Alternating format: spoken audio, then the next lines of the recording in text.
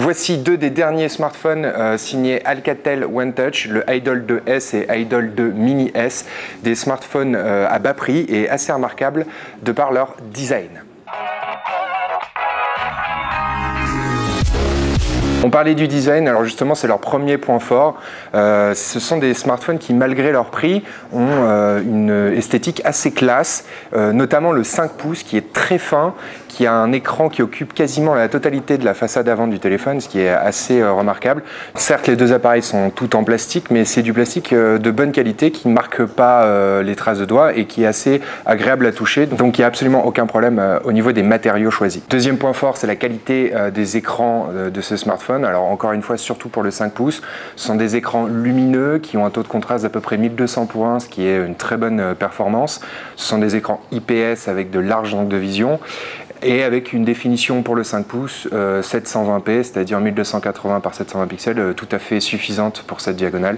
Chez le 2 Mini S, c'est un écran 4,5 pouces, mais qui a une définition insuffisante. On va commencer à voir vraiment les pixels de l'écran, donc c'est un peu moins bon, même si l'écran est toujours lumineux et bien contrasté.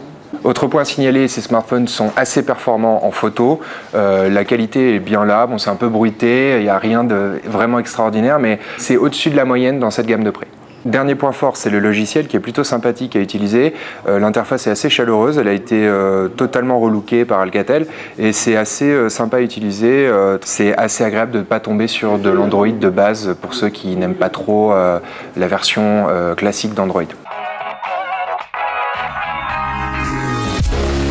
Côté point faible, alors forcément ces smartphones ne sont pas très puissants, ils sont équipés d'un processeur d'entrée de gamme qui fait toutefois assez bien le boulot et en autonomie c'est loin d'être catastrophique non plus et même dans cette gamme de prix c'est légèrement au-dessus de la moyenne.